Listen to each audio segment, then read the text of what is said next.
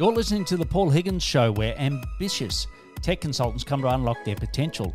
After 18 years as a global leader, I launched several businesses, culminating in a successful exit.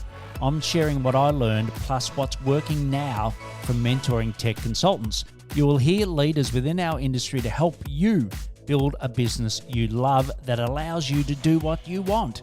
If you are looking for immediate cash flow wins to fuel your growth, go to our free ebook at paulhigginsmentoring.com/roadmap.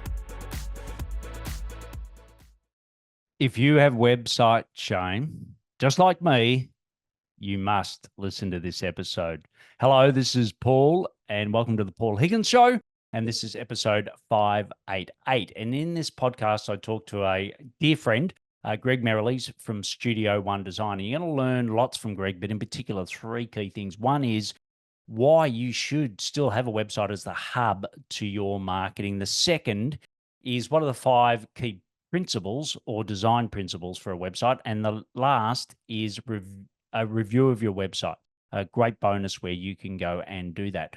Greg Merrilees is the founder and director of Studio One Design, a world-leading website design and branding agency based in Australia, but he works globally. Greg and his team are super passionate about designing really, really good websites that most importantly convert cold visitors into hot leads and sales for clients. So he really gets the whole deal. You can watch Greg and I on YouTube, and you can see how much better an iPhone looks these days than my expensive camera and lens. Go to Paul Higgins Mentoring YouTube. And what I'll do now is hand you over to Greg Merrilees from StudioOneDesign.com. Great to have you here, Greg. Yeah, thanks so much for having me, Paul. It's awesome to catch up again, buddy. Yeah, true. Well, I've got to say to you listening that Greg and I go way back. I think I met Greg back in 2012 through a mutual friend, James Schramko, and an event that we went to. And I've enjoyed my time with Greg every time I've met him. We've sort of drifted apart a little, even though we live in the same city. You can hear our accents, where it's a Melburnian Australian accent. Greg and I both have. But great to have you on. And, the quality of your design's always been exceptional. I wanted to finally bring you on to help you listening or watching today. So why don't we kick off with who your ideal client is and what problems you love to solve for them? Yeah, awesome. So, we design websites and branding for 6- and 7-figure businesses. It could be in a range of niches, as long as they predominantly use online marketing, like their website, lead magnets, things like that, as opposed to like an offline brick and mortar type business. And for businesses, the problems that we solve is really if they have website shame, like if their website's dated or if it's just an average design or if they designed it themselves, and if it's not converting and if it's not positioning them as the trusted authority in their niche, that's what we solve with our website design. Yeah, great. And look, I think, it's very few people that I meet that haven't got website shame, me included. What you've built, I don't know how many websites you've built, designed and built for people, but what's the tipping point often for people to move from shame to hero, using a company like Studio One Design? Well, I mean, to me, it's when they start losing business to their competitors, or if their sales drop and leads drop and all that. And so, realistically, I think that's the thing that probably drives it the most. And then if they just don't like the look and feel, they're not going to promote it as well. So they're not going to advertising, they're not going to promote it on social media. They're ashamed to promote it. So everything just kind of spirals down. And I guess when they see the results are getting less, like sales and leads, that's when they reach out and they're ready for a new one. Right. And, you work with a lot of very successful coaches. And I suppose in our way, you as a tech consultant, you're sort of coaching your clients to implement a technology. So there are some parallels there. For them, what's been the mix between socials, i.e. their LinkedIn profile and where people go to, versus their website? Because I always, wonder what's is it the chicken and the egg? Do they go to LinkedIn first, website first? They go to both. Have you got any thoughts or any comments on that sort of mix? Yeah, I would say like James Schramko says, own the race course, not the race horse. And so if you think about all the social media channels, even LinkedIn, right? It's where you might find leads, but you want to bring them back to the hub, which is your website. Because at the end of the day, your website is an asset that you can sell if you do plan on exiting at some point. But realistically, LinkedIn, you want your profile on LinkedIn to kind of represent what you have on your website as far as social proof and clearly articulate in what you do and problems you solve. But yeah, you can't build an email list on LinkedIn. You can't get actual sales from LinkedIn unless obviously you take them through a sales call or something like that. But the point is, if you bring everyone back to your website, then you can start collecting leads and sales, and you have a nurture campaign, and you have various lead magnets and various things to build trust in your brand, and your website's the hub essentially. Yeah, and look, I think that's where a lot of tech consultants, they do the easy bit, which is the LinkedIn profile. And to be honest, I read so many LinkedIn profiles, and when I first read them, it's all about them or the technology. It's like, come on, let's talk Mm, about the clients that you help, what problems they got, and impact and solution, right? Yeah, that spot spin on. model that James often talks about. Yeah. I think it's easy to get that right, but you're dead right. Then there's a disconnect. They go to someone's profile and they're like, and I always say to people, just when did you last go and buy something? And normally it's not a service, but maybe it's just something personal. And that website is such a determinant of trust as to whether you convert or not. That's Yeah. definitely what I find personally. And when that penny drops to a lot of my tech consultants, they're like, yeah, God, like, okay, I've been meaning to do this for so long. I've just got to go and change it. And I think that if you're listening and there's that broken disconnect, that's why we brought Greg on. And for you, I know you've got 5 key principles of what makes a successful website from a design point of view. Let's take us through the 5 and give some of your experience on those. Yeah, absolutely. Yeah, and these principles are to help, transform your website into essentially a sales and marketing machine Yes. 24/7 so it can work when you're sleeping, right? If you get it right. And the principles are really based around, like, number one would be understanding your audience. So you really need to know who you're talking to. So all of the messaging on your website and all the social proof and all that needs to appeal to your target audience. To understand your audience, if you're just starting out in business, I guess it's harder, but you have to kind of pick a niche and demographic and really understand who your audience is. Once you have built a little bit of an audience, what I would suggest is have some form of lead magnet that will appeal to solving that audience's problem. And then once you've built a bit of an email list, survey them. Okay. And if you have an established business, survey your audience regardless, because then you'll understand what makes them tick on a deeper level, essentially. Because on your website, what the only thing they care about is what's in it for them. So they don't care about you initially. They don't care about your tech stack or whatever. They just care about what's in it for them. Can you solve my problem? Right. And then how will I benefit from your offer? And do you have proof that your offer works? So by understanding your audience first, then everything else will flow from that. So that's a principle one. And then principle two would be brand positioning. So you really want to study your competitors, not to copy them. A lot of people do copy their competitors, which is a massive mistake. You want to zig where they're zagging. All right. So you want to stand out from them. And so your brand needs to have a uniqueness in your marketplace. And it's not just the look and feel. If you think about, there's a book, Robert Cialdini's Influence, one of the principles is scarcity. And so, sure, he's talking about various things for scarcity and not just limited supply, limited time offer. What he's talking about really is what is unique about your business that they can't get from your competitors. The brand positioning piece is put in your USP, what makes you unique that you can't get from your competitors, in the main headline, so that then people will be more influenced to work with you because of that uniqueness factor. Yeah, and realistically, that's just the copy, but then the look and feel, you want to make it look different to your competitors.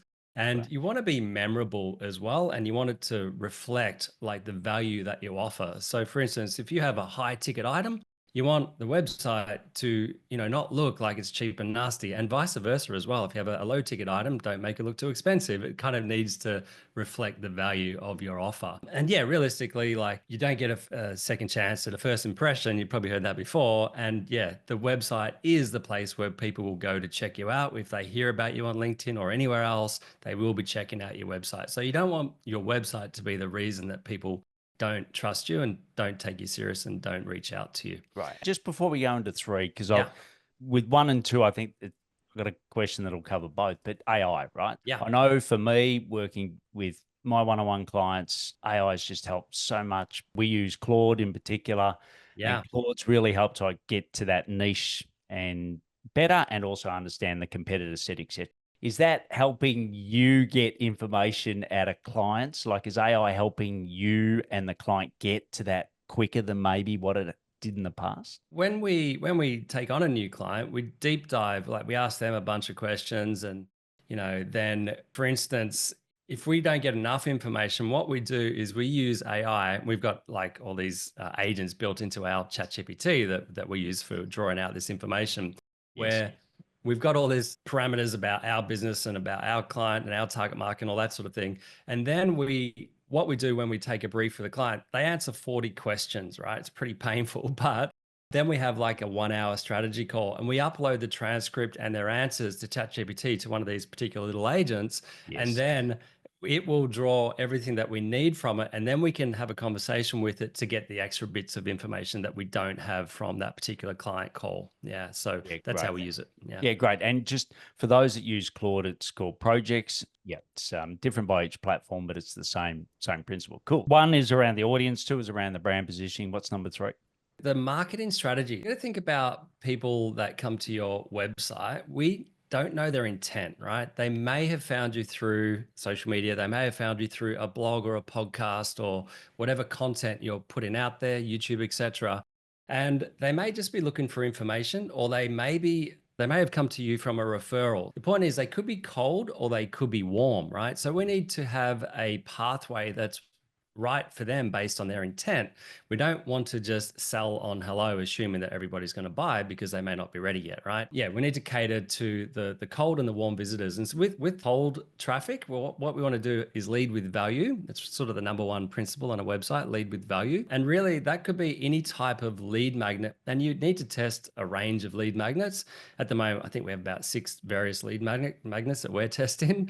But you might only see 1 or 2 through the live website. The rest are through paid traffic and things like that. But the point is, you want to warm up the cold traffic. And let's say it could just be a basic PDF. And it might be, think about your audience, Paul. They might understand the tech stack that's needed for various clients. And it might just be some form of checklist. Do you have this or that? And blah, blah, blah. I'm sure, your audience could think of something.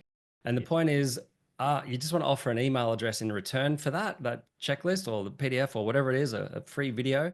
And then you want to take them to a thank you page. And most people forget about this step. And it's really one of the most important steps in a funnel, which is to offer something else on the thank you page, right? And it's usually another free thing, like a free strategy call, for instance, if it came from a PDF.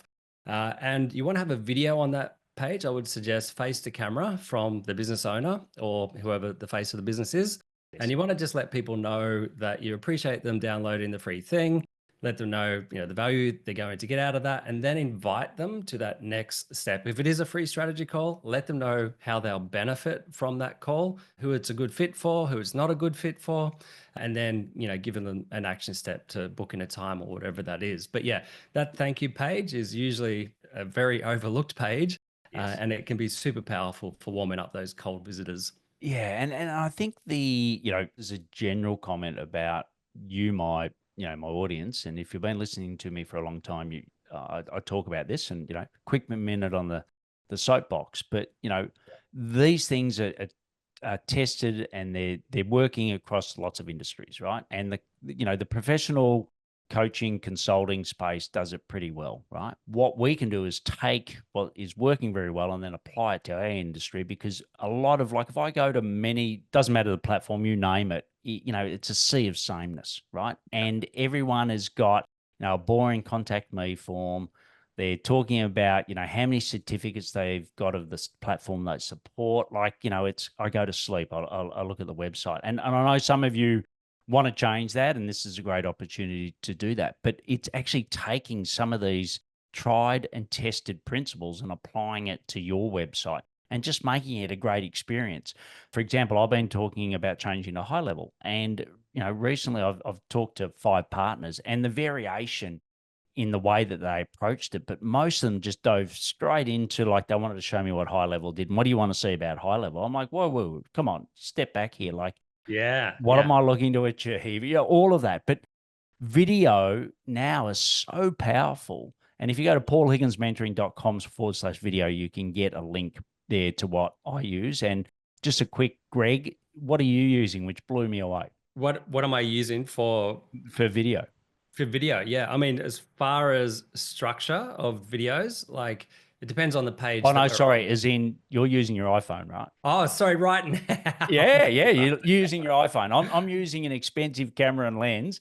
Greg's Yep. using his iPhone, and other than Greg being better looking than me, he's also his background and everything is much better. So I think the power of that thank you page and putting those videos on and go back to your pages and check how many you've got. Most Yeah, tech consultants, I would say 1% of tech consultants are doing it. So this is very low hanging fruit. Anyway, back to no worries. anything else we want to finish on 3 before we go to 4.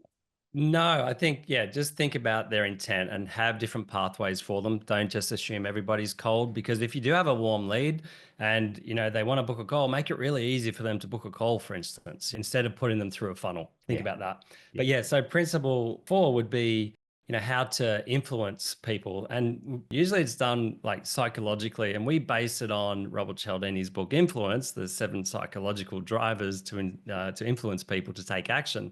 And realistically, and that book's for just life in general, but we apply it to websites. And I'll just run through what they are, but I won't explain them in detail. Sure. But it's really just reciprocity, which is really lead with value, give and they will give back. Authority, you want to showcase your authority level. Social proof, in other words, prove that you can help people. Liking, so be likable. Consistency, so the look and feel, your messaging, wherever you show up online, just be consistent. And scarcity, we talked a little bit about that before, limited time offer, seats, and what is unique about you. And then unity, which is really just having a shared identity, which is the Yes. latest principle he added to his book. It used to be 6, it's now 7. Realistically, what we want to do with those things is, like, that's just the overview of those psychological drivers. But then we mix that in with the principles from another book, which is Spin Selling by Neil Rackham. And I'll just explain that because this is important, Yes. not just for your website, like pages, but also for your video structure, which is what I was sort of alluding to Yeah. before, which is a really powerful framework, which is an acronym SPIN. So what it means is, if you have on your website and in the video, letting people know that you understand S, the situation that they're in, right? And then P, the problems that they face because of the situation they're in. And then I, which is the implication if they don't address the cause of the problem, if they don't change anything.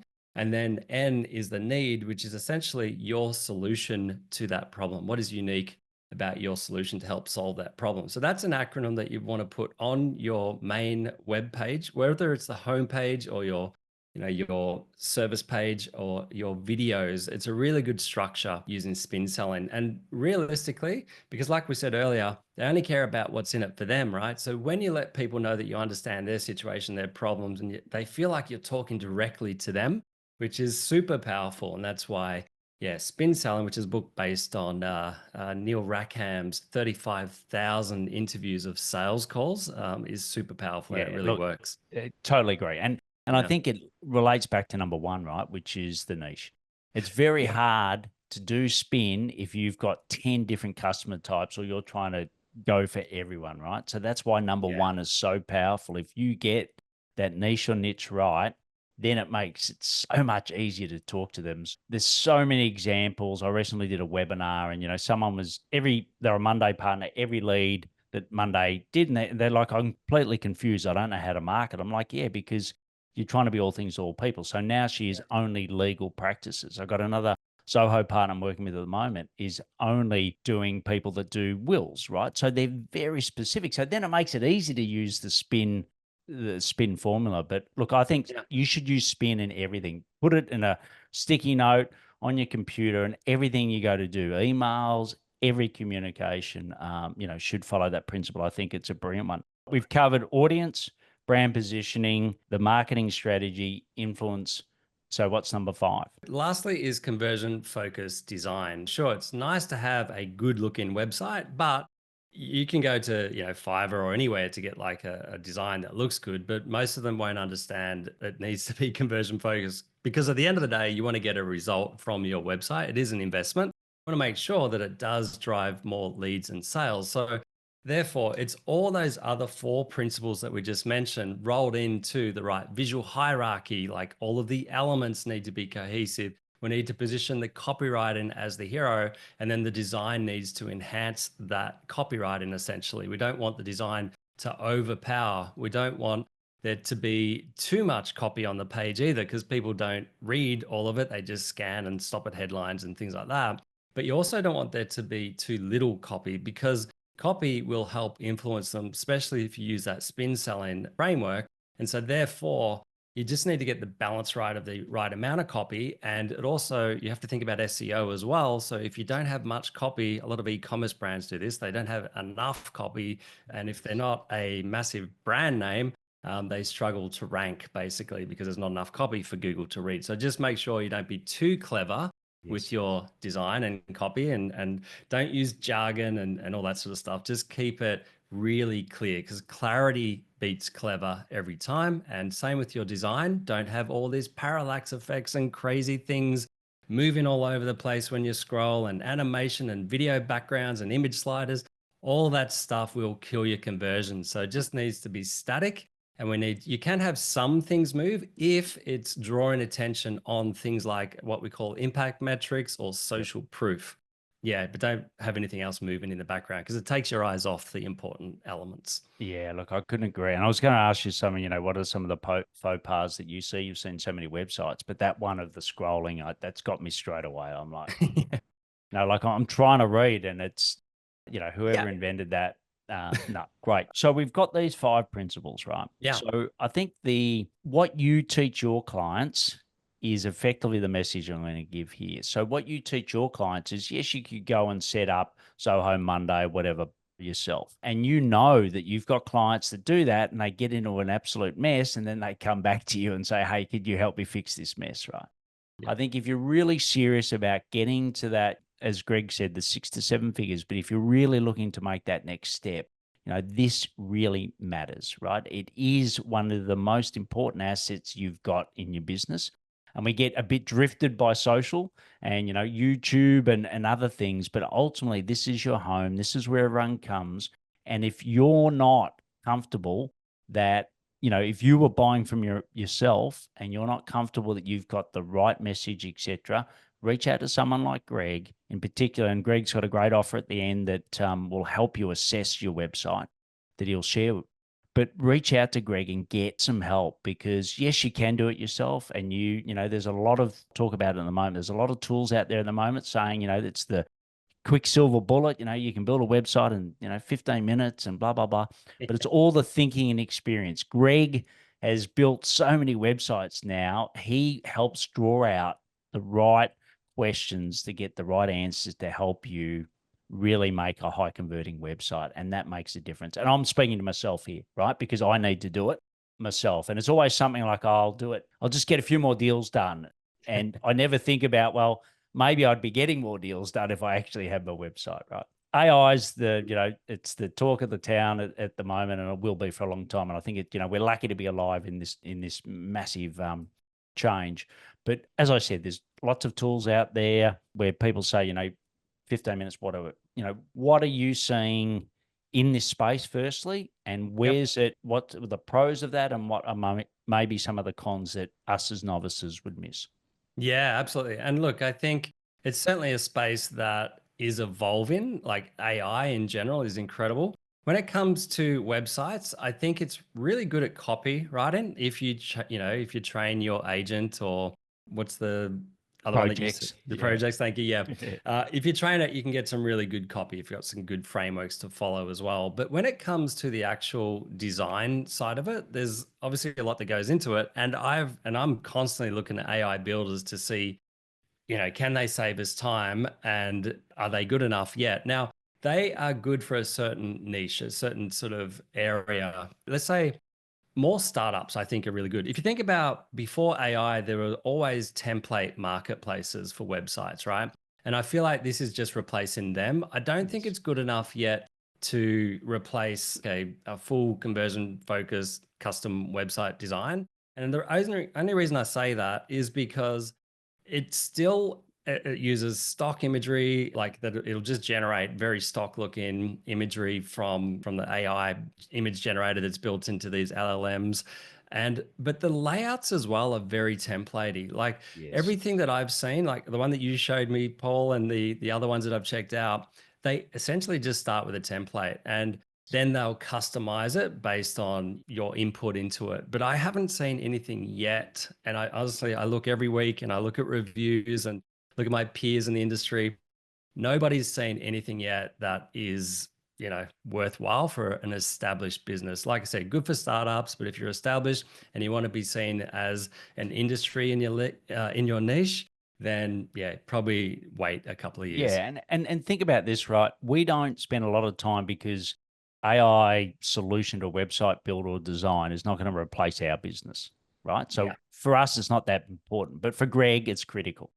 Yeah, if Greg's watching it and Greg is, thinking of it as a major competitor to his business and he's ahead of the curve, that's where we should take our knowledge from rather than some of the social media posts and other stuff that you get, which, it's not going to, take their livelihood away. So I think Yeah. that's really powerful. And like you said, it's really good if you're just starting a hobby business or something like that. I think that's fantastic. Yeah. But if there's a lot more to it than just design, and that's what I love about Greg's team is he does both the design and the build, and Yeah. they do that together. So, the last question I've got is around using a template versus a custom.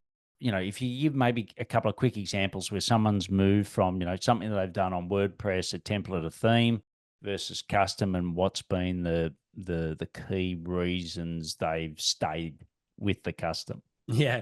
So, okay, one off the top of my head is a client that we had. It's saxschoolonline.com. He has a membership where he teaches people how to play the sax, for instance, right? And Yeah. he did the website himself and he thought it looked fantastic. And, he's a seasoned marketer. He probably had at that point, I don't know, maybe 5 million YouTube visitors and he's now got a lot more. But the Yes. point is, he thought that his website was great and he used to get decent conversions from it, but that's because he had such a large audience on YouTube. He was reluctant to change to a full custom website. And by custom, it's still WordPress and it's still Yes. built using like the Elementor page builder. So when we hand it back to a client, it's really easy for them to make changes and updates and add pages and blogs and whatever, podcasts, you name it. And so then we went to the custom website design. And then since the website went live, we added over 1,000 new students to our paid membership and the rate of uptake on the free introductory offer that boosted our mailing list by over 25,000 people.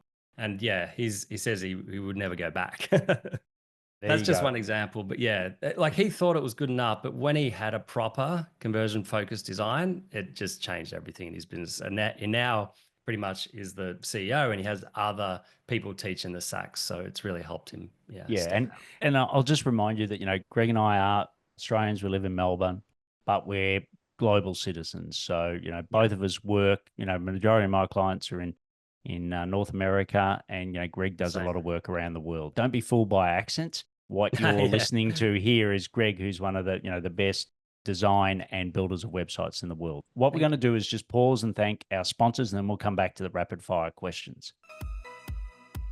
Running a tech consulting business can feel like a solo journey, but what if you didn't have to navigate it alone? Introducing the Tech Collective, your go-to resource for tackling those burning questions and unlocking your potential.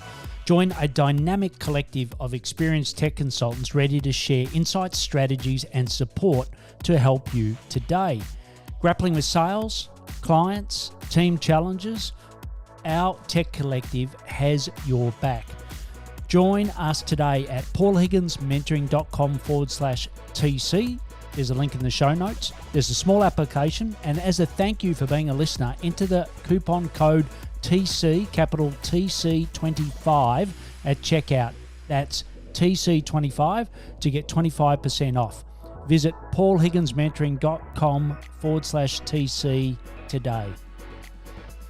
So, Greg, we've it's been thoroughly engaging, but now I'm going to ask you just for simple, quick answers to these 4 questions. So, the first one is, what are some of the daily habits to help you build Studio One design? Okay, well, for a start, I put a lot of value on sleep and health. So I actually sleep 8 to 9 hours a night, and I exercise daily, go to the gym 3 times a week because I feel like if you've got a healthy body and mind, you can just put so much more energy into your day. And that's one. And then the other thing is I have a daily call every morning with my general manager, and we go over all of our sales figures and we review all of our leads in our sales pipeline. So that's pretty much it. That's the main three things. Brilliant. And where do you go to find more about not just websites, but building Studio One design? Yeah, podcasts and books, audio books mainly. I guess recently, Magnetic Marketing, Dan Kennedy, Never Split the Difference, which is Chris Voss. I think that's a great one just for understanding how people think. Built to Sell, John Warillo, Gino Wickman's Traction, Profit First, Mike McCulloch's, that sort of thing. But podcasts, I love your podcast now. I've listened to 8 episodes. I think it's great. So I'll keep listening, even though I'm not the target audience. You've got some good lessons in there.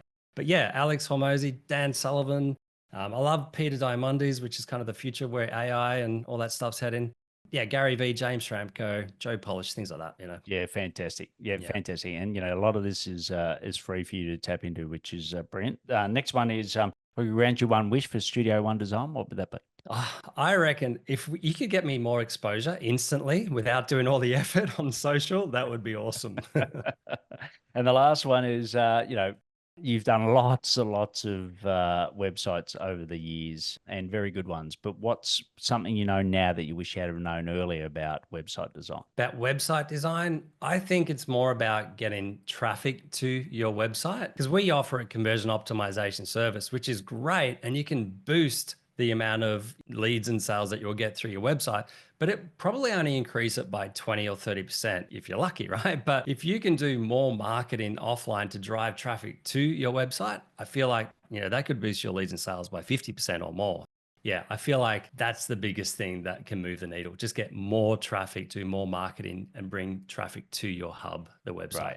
And the quality traffic, which is because you picked a niche or a niche. So perfect. Greg, as I said, has got a fantastic offer. So go to studioOneDesign.com/Paul, and there's 50-step quiz. And what it does is produces a report, and then it'll show you the areas to improve across those 5 key principles that Greg's gone through today. But Greg, it's always great to catch up. But today I'm really glad that others like you have eardropped into the conversation and got enormous benefit. So thanks for coming on today, Greg. Thanks for having me. Thanks for listening.